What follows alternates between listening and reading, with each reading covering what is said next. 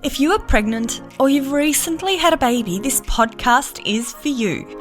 I am your host, Kath Bequee, a physiotherapist working in women's health and mum of 3.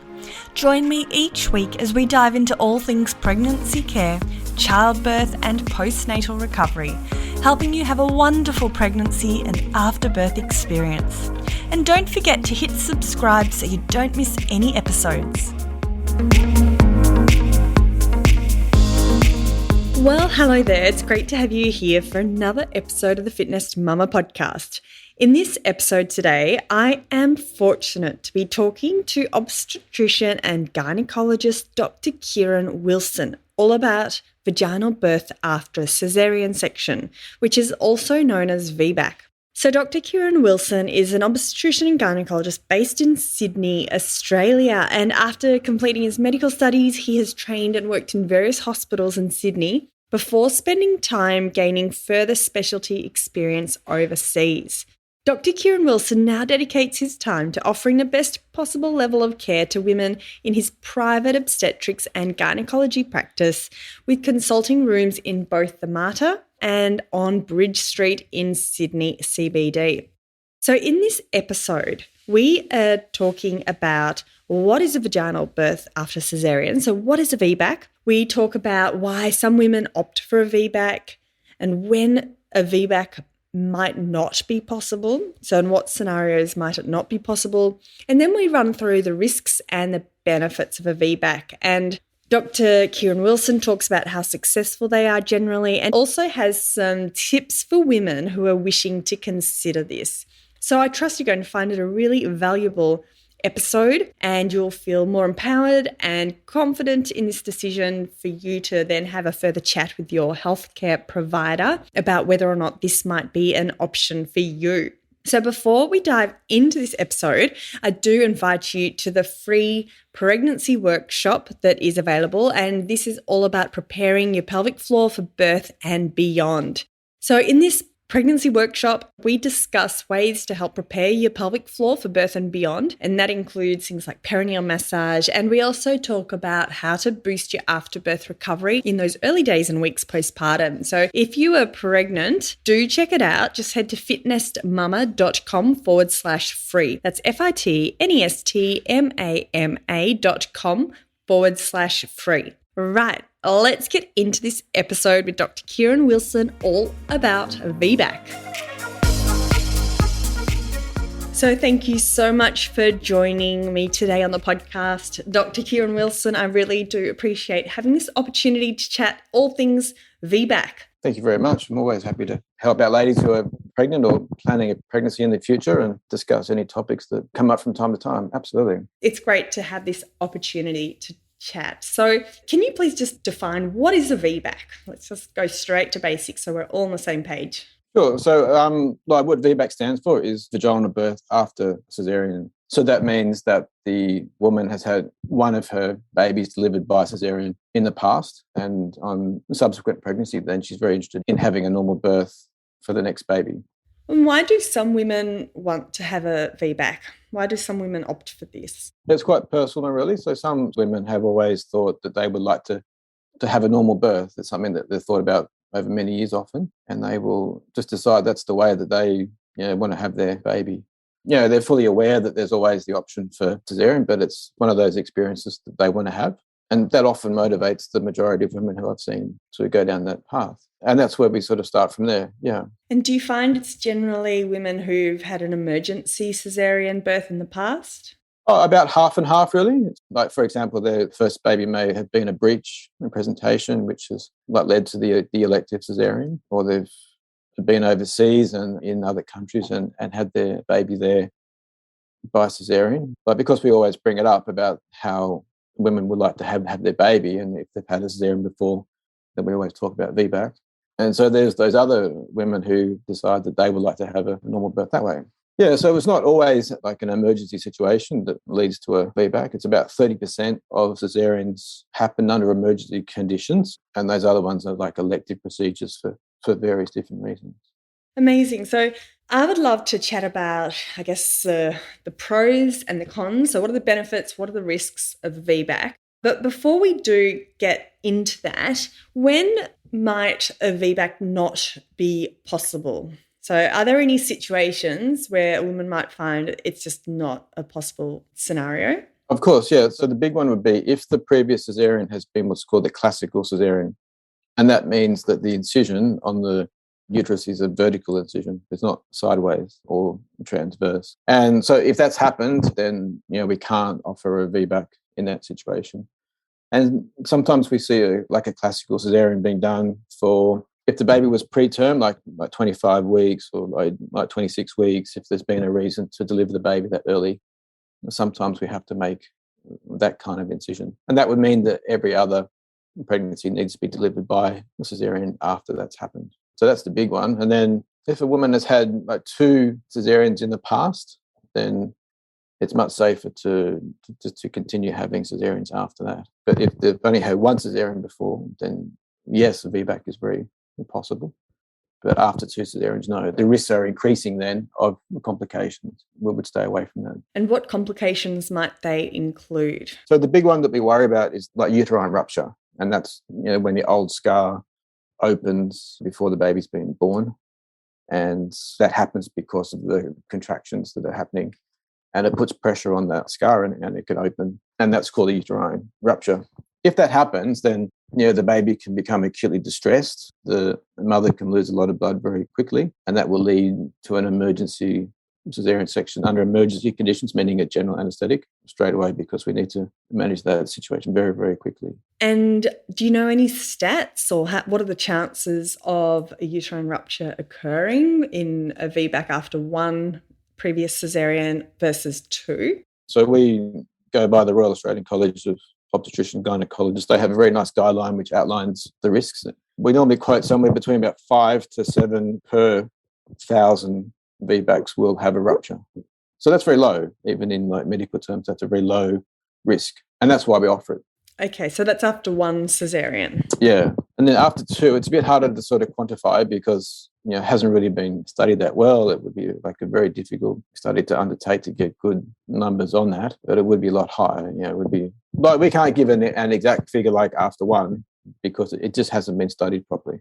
Have you done many VBACs after 2 caesareans? A couple, yeah, because it's always the woman's choice. Like everybody has the right to their own healthcare and the way that they would like things to be done. And I have seen that happen, especially when I worked in the UK. There were women there who had a vaginal delivery after 2 previous caesareans, and it went well. But those women were just very highly motivated to try, and had extensive discussions about the risks and what would happen if we detected any complications and when we would need to stop. Is there anything that a woman can do to help improve her chances of a successful VBAC?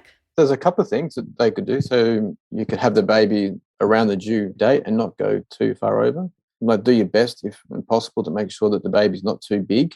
And then when you're in labour having a VBAC, you want to be moving around in positions to help the baby come down and help those contractions happen to have that birth. But during the pregnancy itself, it's very difficult to do things that can increase your chance of having a successful vaginal birth after Caesar, mainly because the antenatal care and then the labour itself are 2 very different things. Although we do lots of things antenatally to help women have a normal birth, for a VBAC, there's not a lot that people can do.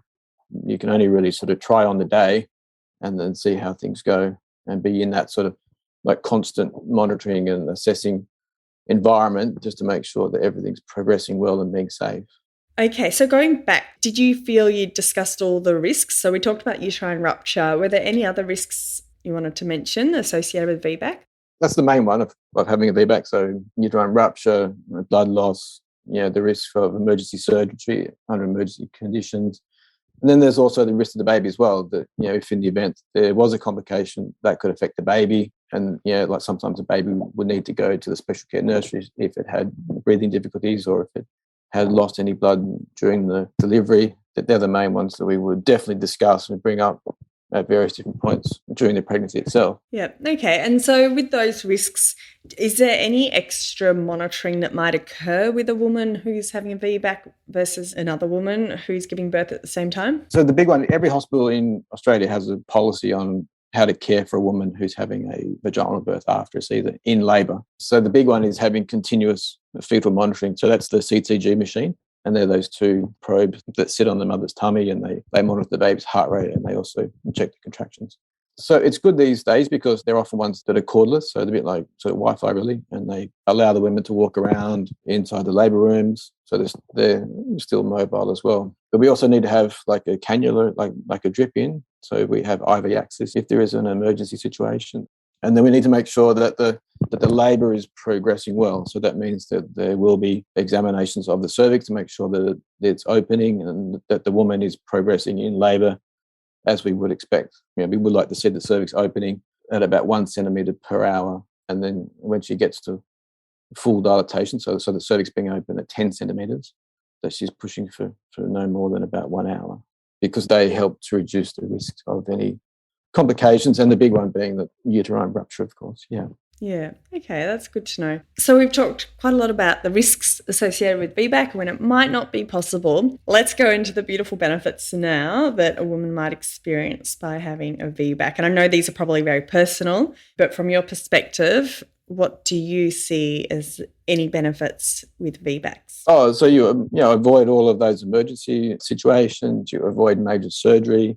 You can walk around while you're having the baby, basically like having a normal birth. There's less pain associated with that, of course. They're the big ones in trying for a normal birth after a Caesar, because there's just less care that you have to look after. But we do like to keep women in hospital for at least a day or so afterwards, because there is, just to make sure that the uterus is contracting back down, and because sometimes those ruptures can occur after the baby comes out as well. So we need to keep a close eye and make sure that's not happening. Yeah, okay. I didn't realise that. I just assumed it would all happen during birth. So you like to monitor for a couple of extra days? Yeah, it's up to about 3. If that rupture is going to happen, it's normally within the first 24 hours after the baby's come out. So it's best to be in hospital where you can get help if that does happen. And how might a woman know if a rupture's occurred? So the biggest one is going to be the pain. So if you haven't got an epidural in, there's just going to be like severe pain associated with that rupture. If there is an epidural in, then we can see the baby becoming distressed on that monitoring, and that will alert the doctors and the midwives to the fact that that this could be a rupture. But then the next big one would be that there's heavy vaginal bleeding, and that means that the rupture has opened and that the blood is basically coming out. So they're the big early signs that the rupture has started, or in fact it's a full thickness rupture, and that baby needs to be delivered immediately. Now, you mentioned the classical caesarean birth earlier, and how if you've had a classical caesarean, then you won't be able to have a VBAC as an option. Did classical caesareans used to be a lot more common than they are now? Yeah, so they were, but that was a long time ago. That would be well over 30, 40 years ago when that was routine, and then it became obvious that we don't need to do that for all caesareans, and that we can do the lower transverse incision, and that's much safer, yeah. You mentioned it has to be a classical if it's a preterm baby, but under the 25 weeks. Yeah. So in a preterm, there's no what we call the lower segment, which is like the lower portion of the uterus. That starts to form anywhere between like 24 to like 26 weeks. So if that's not there, then you can't make that incision because it doesn't exist. And the only option that you've got is to make a vertical incision on the uterus. Yeah, okay, that makes sense. Thanks for clearing that up. Okay, so to wrap this up, do you have any words of wisdom if there's a pregnant woman listening today and she's thinking, this resonates with me, I'd like to perhaps find out more about this. What information can you impart? What words of wisdom do you have for a pregnant woman listening? Yeah, sure. So, I know we've gone into a lot into the risks and when you can't do it, but putting all that aside, we always say that in the right situations that there's up to about like 60 to 80% chance of being successful. So that's why we think that people should try this if they want to. So if they wanted to, always have a chat to their doctor, then their midwife. And to do it safely, there's certain things they can do during their pregnancy. So they can do some ultrasounds and make sure the baby's not too big. They can have the baby around 40 weeks or no more than 41 weeks, and that will improve the chance of success. And then just be aware of the monitoring that the hospital will essentially want these women to have. And I think you brought up a great point before. We have talked a lot about the risks and I guess the scary side of the VBACs. But like as you said, 60 to 80% of them are successful. It sounds like there's a lot of monitoring that occurs during. So the actual risks, would you agree, they're really small for mum and bubs because of all the monitoring that occurs? Yeah. So we do it very safely, of course. So, at the end of the day, we want healthy mum and healthy baby. And that's why we do all this pre-pregnancy counselling and antenatal care, and intrapartum care is absolutely critical to ensure that safety continues. And that's why we have all those extra monitoring and want to be on a labour ward in a bigger hospital that has access to operating theatres if we need to. And I would always say to those mums that are interested in doing it, well, think about it, and and if it's something that you want to do, then go for it, because lots of women do these days, and we have good data to support that is safe and under the right conditions, and the success rate is good, but it is a very individual thing. So like we've talked about before, you've had 2 previous Caesars or a classical, or if the baby's too big, or if you've gone over your due dates a bit, then it may not be the safest way for you to proceed, and that might be an elective Caesar is the way to go. Yeah, great. And as always, this is all general information only, so I'm sure every pregnant woman listening will go and have a chat with their healthcare provider to discuss the pros and cons for their specific situation. And on that note, Dr. Wilson, where can women find you if they want to come and see you perhaps, or come and see where you work? Yeah, sure. So I'm based in Sydney and I have a very comprehensive website, www.drkierenwilson.com.au. Also got my Instagram page going as well, which is at Dr. Kieren Wilson, all one word, which is a work in progress, of course. So that's always there. You're new to the Instagram world. How are you finding it? Oh, it's good. Yeah, no, it's good. It's a good option. It's a good way to get information out to people and for people to contact as well. So there is a post there about VBACs as well, which people can have a look at any time they like. But more than happy to be contacted through the website or through the Instagram if there's any other questions. Yeah, and come and send us a message and let us know if you've listened to this podcast episode and what you thought. So thank you so much, Dr. Wilson, for coming on and sharing your thoughts and expertise with us today. Really do appreciate it. That's my pleasure. Okay, we'll chat to you soon. So before I sign off, remember my team and I will be putting together the show notes for this episode with all the links, including how to connect with Dr. Kieren Wilson at fitnessmama.com/podcast. And don't forget to send Dr. Wilson and myself a DM on Instagram. We would love to hear from you. Have a fabulous day, everyone, and I look forward to you joining me soon for another episode of the Fitness Mama podcast. Thanks for listening to the Fitness Mama podcast, brought to you by the Fitness Mama freebies found at www.fitnessmama.com/free. So please take a few seconds to leave a review, subscribe so you don't miss an episode, and be sure to take a screenshot of this podcast, upload it to your social media, and tag me at Fitness Mama so I can give you a shout out too.